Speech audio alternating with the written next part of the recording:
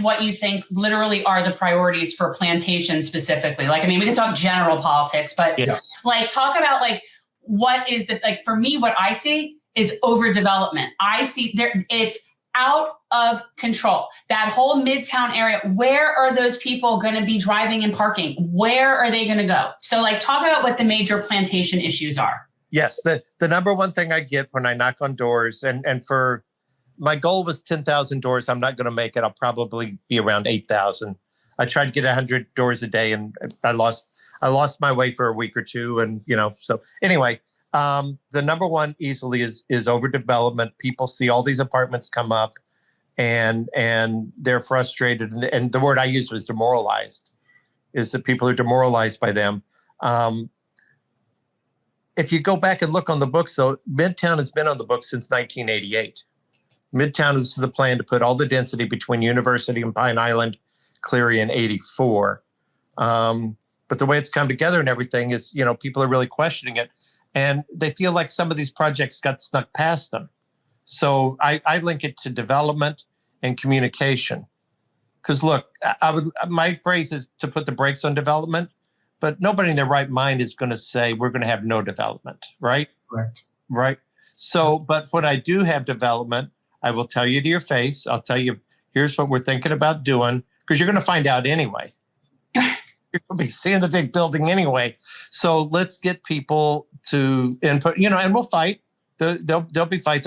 But the problem is right now, Jen, you live in, I went by your house. Yes. Where you see these big 4x4 signs with the City Plantation logo and a bunch of type. Nobody knows what the hell that means. No, they're going to build something there, but it could be a lot of things. Yes, and nobody stops. So we got to do a better job, and you got to not be scared to tell the people what you're doing, which kind of is a response to your first question about me being active on social media and trying to share information. Yeah, you're going to get smacked now and then too, and it does hurt. So, yeah, the people can be mean, Yeah.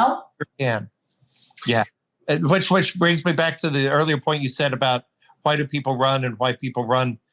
There are times when nobody in their right mind would run. Oh, sure. I know.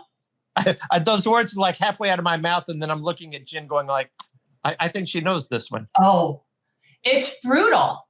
There's a reason I'm not on social media. And the only reason I have that luxury is because Peter does it. That's why he's stuck with me for eternity, because now he has to deal with my social media. And I'm never going to be like, by the time he's gone, it'll be like, I don't know, be like brain chips or something. I won't have any idea how to do it anyway. Yeah, no, I'll be in the seventh circle of hell at that point. So my other big idea is office hours.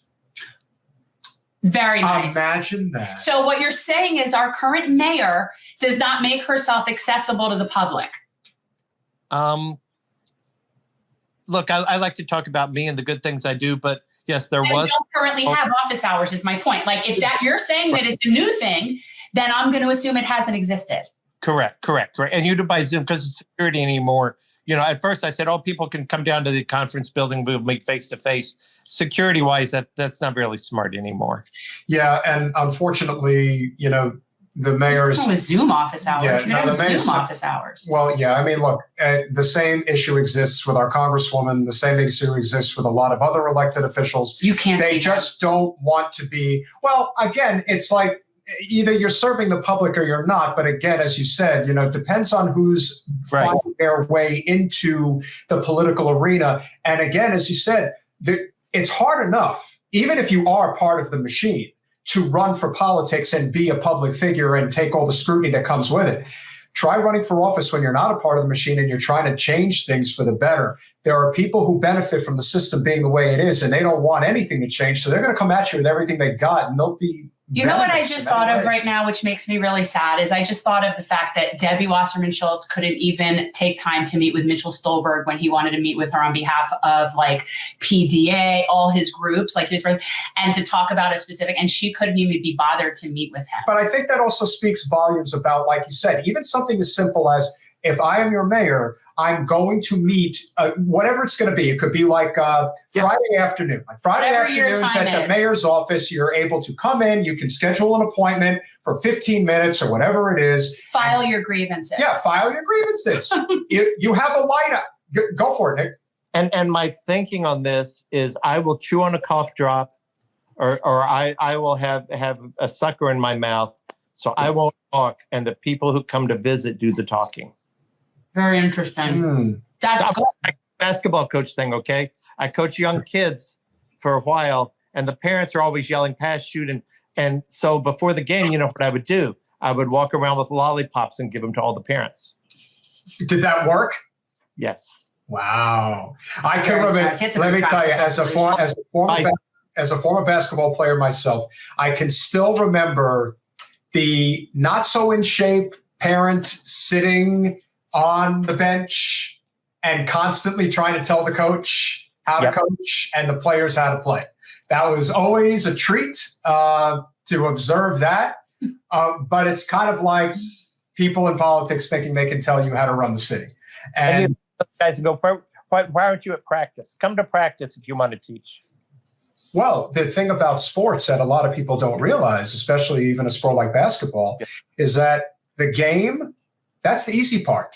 It's the preparation, getting ready for the game. That's the hard part. Learning the skills, practicing, preparation. By the time you're out there playing the game, that should be the easy stuff. That's right. It should be. Oh, I do have a new topic for you. I'm sorry. Go for it. Yeah.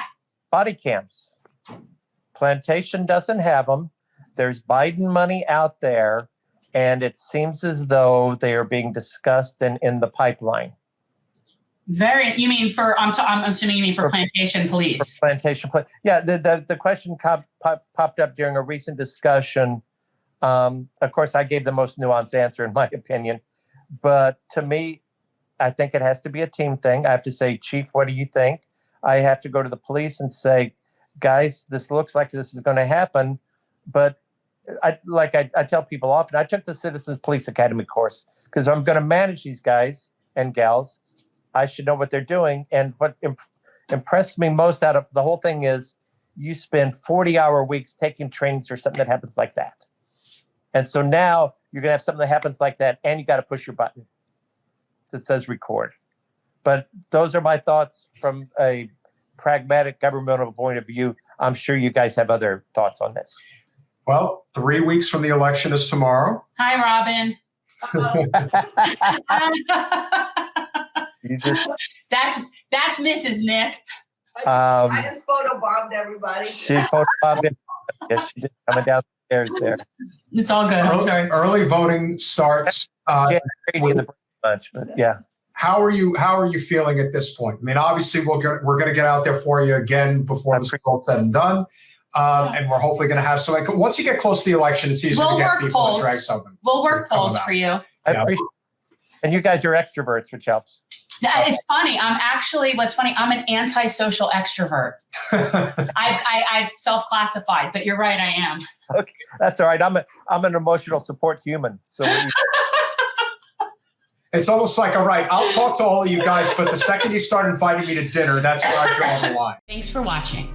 If you want to support our mission to transform politics into service, please like this video, subscribe, follow us on social media, and consider joining our Patreon, where you'll get early access to our interviews as well as other exclusive content.